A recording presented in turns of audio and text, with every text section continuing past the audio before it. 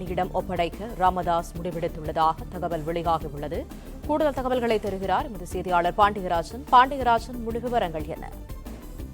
பாமக தலைவர் அன்புமணி ராமதாஸ் தைலாபுரம் தோட்டத்தில் இன்று அவரது தந்தையான ராமதாஸ் அவர்களை சந்தித்தார். கிட்டத்தட்ட 18 மாத இடைவெளிக்கு பிறகு டாக்டர் ராமதாஸ் மற்றும் அன்புமணி இருவரும் சந்திக்கக்கூடிய நிகழ்வு என்பது இன்று நடந்திருக்கிறது. தனது மகனை ஆற தழுவி ராமதாஸ் கண்ணீர் மல்க கட்டி அணைத்த அந்த காட்சிகளும் வெளியாகியிருந்தது. குறிப்பாக நடைபெற்று முடிந்த தேர்தல் பற்றியும் தேர்தலுக்கு பிறகு அன்புமணியின் செயல்பாடுகள் பற்றியும் ராமதாஸ் அவர்கள் அன்புமணி ராமதாஸ் அவர்களை பாராட்டியதாக தகவல்கள் வெளியாகியிருக்கிறது. சமூக நீதி கணக்கெடுப்புக்காக அனைத்து கட்சி கூட்டம் போடப்பட்டதை பாராட்டியும் ராமதாஸ் அவரிடம் பேசியிருக்கிறார். விவசாயிகள் பிரச்சனைக்காக அனைத்து விவசாய சங்கங்களையும் அழைத்ததையும் சொல்லி வாழ்த்து செய்தியும் சொல்லியதாகவும் தகவல் வெளியாகியிருக்கிறது. ராமதாஸ் அவர்களின் விருப்பப்படி கிராமமாக தற்போது அன்புமணி செல்வதை டாக்டர் ராமதாஸ் ஊக்கப்படுத்தியிருப்பதாக சொல்லப்பட்டிருக்கிறது. தற்போது அன்புமணி ராமதாஸ் அவர்கள் கிராமமாக சென்று மக்களை சந்திக்க போவதாக சொல்லியிருக்கிறார். ஏற்கனவே திருவண்ணாமலையை சென்றிருக்கிறார். கிருஷ்ணகிரிக்கு செல்ல இருப்பதாகவும் தற்போது தகவல்கள் வெளியாகியிருக்கிறது.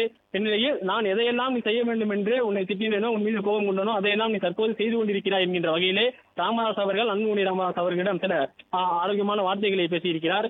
குறிப்பாக நான் எனது உடல்நலனில் கவனம் செலுத்தப் போகிறேன் என்கின்ற ஒரு வார்த்தையும் சொல்லியிருக்கிறார். பாமக, வன்னியர் சங்கம் இரண்டையும் அன்புமணி பார்த்துக் கொள்ளக்கூடிய வகையிலே தற்போது அவர் முடிவெடுத்திருப்பதாகவும் தகவல் வெளியாகியிருக்கிறது.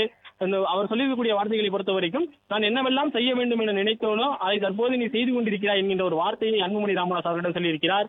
கட்சியையும் மற்ற அமைப்புகளையும் நீ கவனித்துக் கொள் என்கின்ற ஒரு வார்த்தையையும் அவர் பேசும்போது சொல்லியிருப்பதாக தகவல் வெளியாகியிருக்கிறது. பாமக தவிர பசுமை தாயகம், சமூக ஊடக பேரவை, சமூக நீதி வழக்கறிஞர் சங்கம், வன்னியர் சங்கம் என மொத்தமாக 34 துணை அமைப்புகள் இருப்பது என்பதும் குறிப்பிடத்தக்கது.